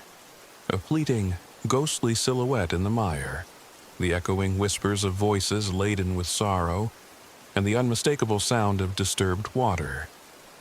Yet, the rational part of me questioned everything, attributing it to the stress, the isolation, and the ghosts of my past that haunted my every waking moment. Over the next few days, I attempted to regain a semblance of normalcy. I documented my encounters meticulously, photographing the strange markings carved into the trees at the edge of the mire, and the rusted military medal and uniform fragments that I had found. Every object, every symbol, felt like a relic of my former life. A reminder of a battle fought and lost, both on the field and within myself. I continued to wander the perimeter of Blackwater Mire, each step a cautious negotiation with the treacherous mud, and each glance at the reflective water a test of my resolve. The more I immersed myself in this desolate landscape, the more I began to see that the wraith was not solely an external horror, but a mirror, a reflection of the guilt, sorrow, and regrets that had long festered within me. The spectral figure in the water forced me to confront memories I had tried to forget. The faces of fallen comrades, the screams of battle, and the silent, unbearable weight of decisions that had cost lives. One cold, foggy night, when the mist was so thick I could barely see my own hand in front of me, I reached a breaking point. I knew I had to face the truth of my own past if I ever hoped to find any semblance of redemption.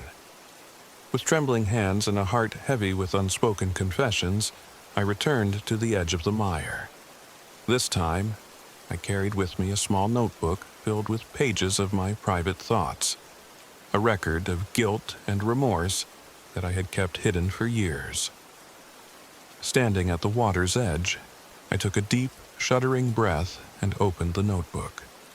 I began to read aloud, my voice raw and unsteady as I recounted the moments of failure, the memories of loss, and the unbearable weight of guilt that had defined my existence since the war. The words tumbled out of me, a cathartic outpouring that mingled with the chill wind. I spoke of the friends I had lost, of the orders I had failed to obey, and of the faces that haunted my dreams. As I confessed my deepest regrets into the misty night, the water before me seemed to come alive. Slowly, almost imperceptibly, the distorted reflections on the surface began to change. The ghostly visage of the wraith, once twisted in anguish, now softened, as if my words were reaching out to it, acknowledging a shared sorrow. For what felt like an eternity, I stared into those hollow, glowing eyes, and in that moment, I felt a connection. It was as though the wraith was not simply an embodiment of my own guilt, but the collective sorrow of all those lost and forgotten in the mire of time. Then, in a final act of desperate clarity, I closed the notebook and whispered, "I forgive myself. I will not let your sorrow be mine any longer." The words barely escaped my lips before a sudden gust of wind sent ripples across the water, distorting the fading image of the wraith. Slowly, the spectral figure receded, sinking back into the murky depths of Blackwater Mire. The oppressive silence returned, and the night grew still once more. Exhausted and emotionally spent, I trudged back to my RV. I sat on the cold floor, feeling both hollow and strangely lighter, a tentative hope stirring amidst the lingering pain. In the days that followed, I continued to document what I had experienced, but I also began to work on accepting my past rather than running from it. I took photographs of the mire with a new perspective, no longer seeing it solely as a haunted landscape, but as a place that held the echoes of memories, both painful and, eventually, healing. I left Blackwater Mire with a battered RV, a heavy heart, and a renewed determination to seek redemption in the remnants of my shattered past. The memory of the meir wraith, with its hollow, sorrowful eyes, remained with me, a constant reminder that some ghosts, whether born of external forces or of our own inner torment, can only be faced head-on if we dare to confront the darkness within. Now, as I sit in the quieter confines of my modest home far from those desolate wetlands, I often reflect on that harrowing journey. I still review the photographs and recordings, each image and sound a testament to the night I stood at the edge of despair and chose to speak my truth. I know that the meir wraith may continue to haunt the reflections of Blackwater Mire, a specter that feeds on the unresolved regrets of those who wander too close. But I also know that by facing it, by facing the ghosts of my past, I have taken the first true step toward healing. In the still moments before dawn, when the world is quiet and the memories of battle seem to echo in the silence, I listen, not for the wraith's mournful whispers, but for my own steady heartbeat. I remind myself that redemption is a long, arduous journey, and that every step toward accepting our past is a victory over the darkness that once threatened to consume us. I am Marcus Lane, a man scarred by war, haunted by memories, but now, at least, beginning to find a way forward. The meir of lost echoes remains a part of me, a testament to the struggle between regret and redemption, between the ghosts of yesterday and the promise of tomorrow. And though the specter of my past may never fully vanish, I have learned that by confronting it, I can finally start to reclaim my future.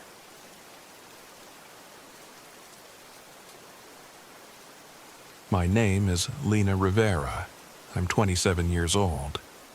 This happened last summer when I decided that the only way to escape the crushing pain of a recent breakup and the identity crisis that followed was to retreat into the solitude of nature.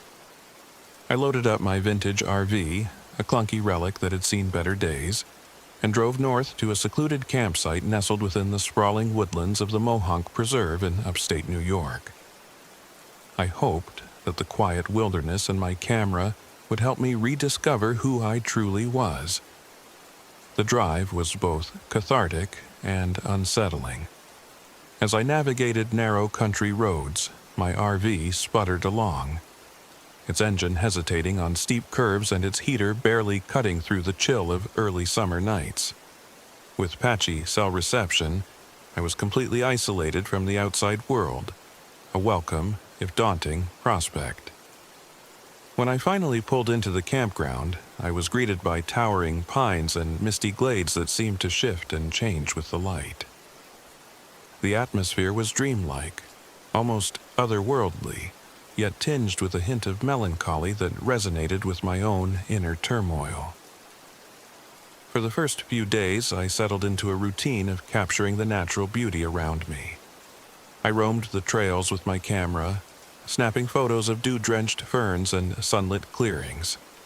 I hoped that in the quiet solitude I'd find inspiration and perhaps a way to piece together my fractured identity.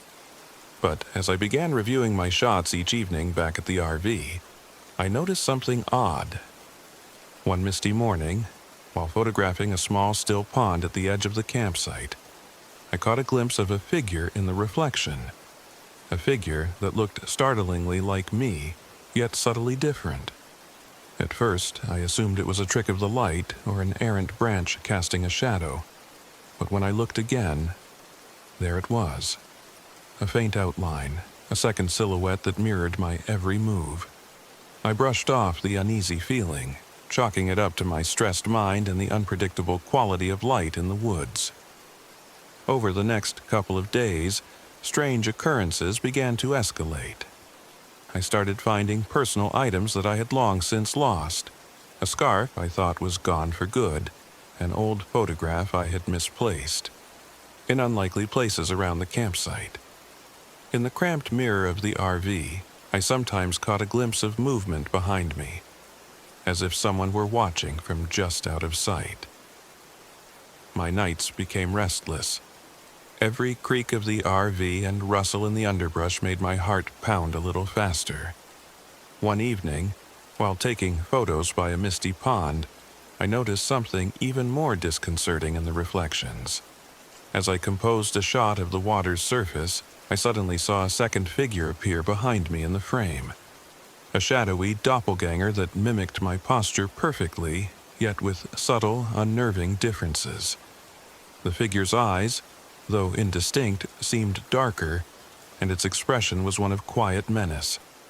I snapped several photos, my hands trembling, and hurried back to my RV.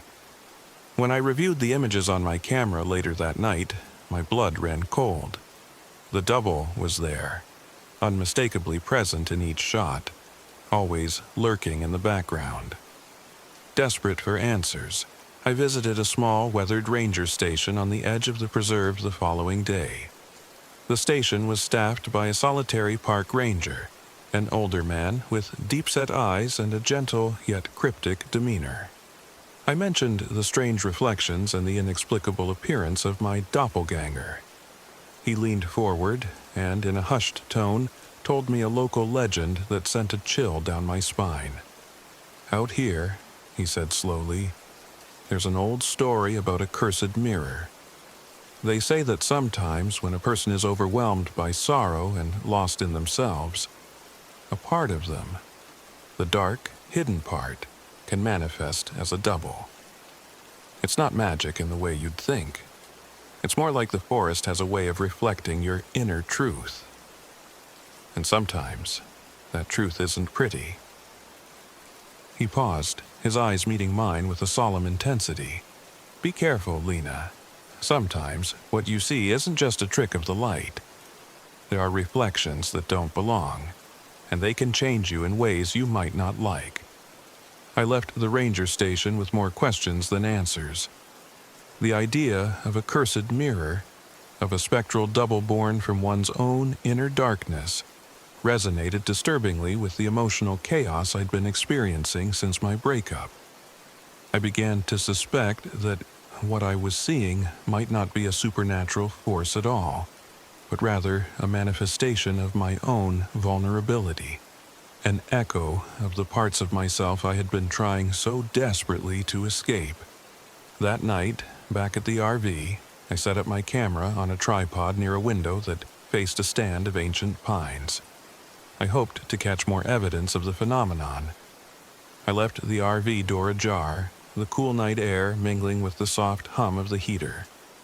The moon was hidden behind shifting clouds, and the only light came from a scattering of stars and the occasional flicker of my camera's flash.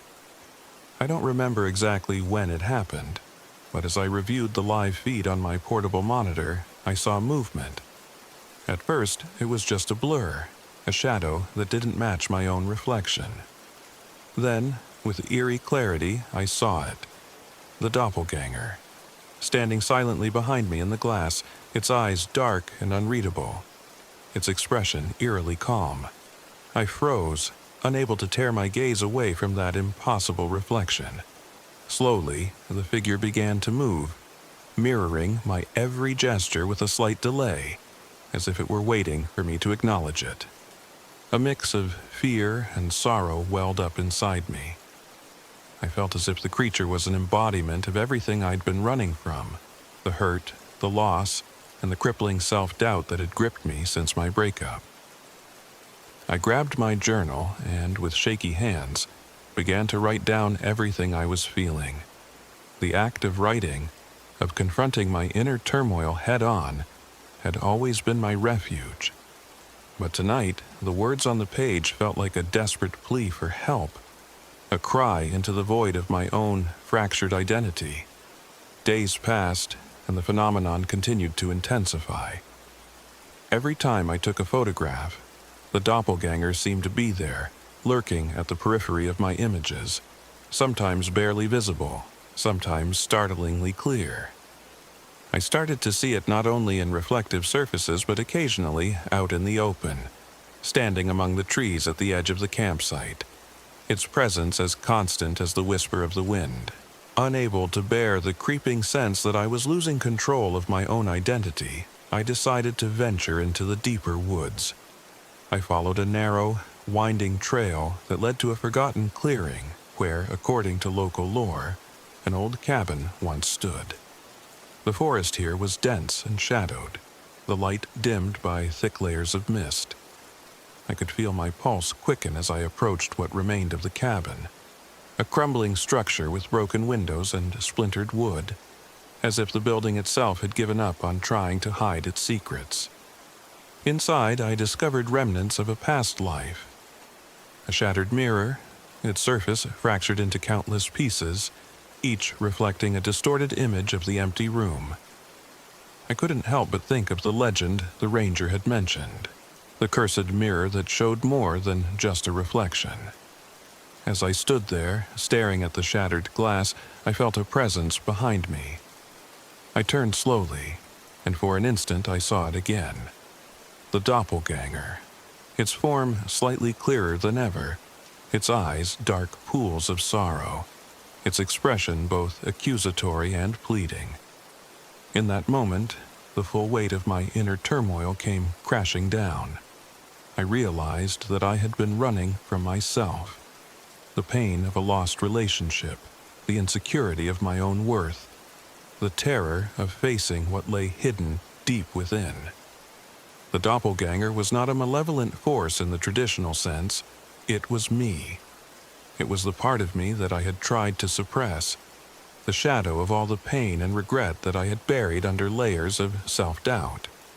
Determined to reclaim my identity and banish the specter that had haunted my every step, I knew that I had to confront the doppelganger directly. That night, under a starless sky and with the forest alive with the rustling of leaves, I returned to my RV. I left the door open, and with my camera and journal in hand, I stepped outside into the cool embrace of the wilderness. I found a quiet spot near a small, still pond. The water was perfectly still, acting like a dark mirror that reflected every movement with disturbing clarity. I sat down on the damp grass, took a deep breath, and opened my journal. For what felt like hours, I wrote. I wrote about my fears, my regrets, the memories I had tried so hard to forget, and the uncertainty that had tormented me since my breakup. I poured my heart out, each word a piece of the puzzle that made up who I was, the part I had been too scared to face. As I spoke the words aloud, my voice trembling in the still night, I felt a shift in the air. The surface of the pond began to ripple as if stirred by an unseen hand.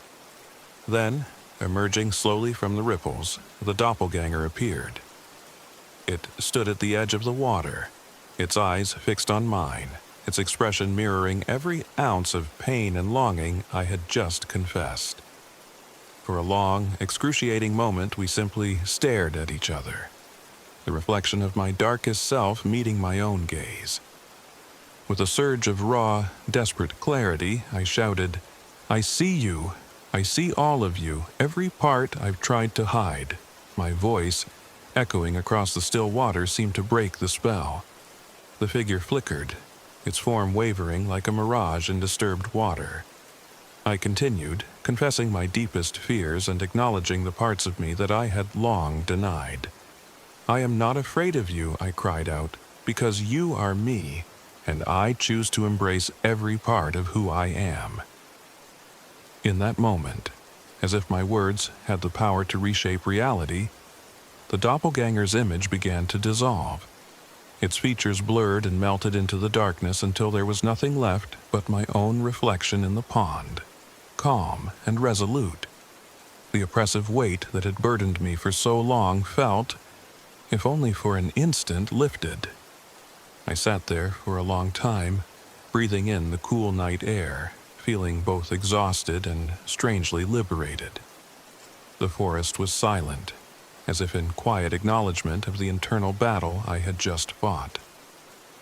I knew that the journey to fully reclaim my identity would be long and fraught with moments of doubt, but that night marked the beginning of a new chapter, a promise to myself that I would no longer let the shadows of my past define me. I returned to my RV with a renewed sense of purpose, documenting the experience meticulously in my journal and capturing one final photograph of the still pond. In that image, the water was calm and untroubled, reflecting only the clear sky above, a symbol of the clarity I hoped to find within myself. In the days that followed, I found that the eerie manifestations had ceased. The extra images of a ghostly double no longer appeared, and the mirror in my RV, once a constant source of unease, simply reflected my own face. I left the Mohonk Preserve with a battered RV, a journal full of memories, and a heart that, while still fragile, felt a little more whole. Now, as I sit in the safe confines of my apartment far from those misty woods, I often think back on that transformative night. I review the photographs and read my journal entries, each word a testament to a journey of self-discovery and healing. Oh, the image of that spectral double, a reminder of all the pain and doubt I once carried, has faded into an echo of the past. What remains is a newfound strength and the realization that our inner demons, however terrifying they may seem, can be faced and ultimately embraced. I am Lena Rivera, a photographer, a survivor, and someone who has learned that the darkest reflections are often the ones we must confront to find the light within ourselves. Though the memory of that night in the woods still lingers, it no longer terrifies me. Instead, it serves as a quiet reminder that redemption is born from acceptance, and that even shattered reflections can, over time, reveal a clearer, truer self.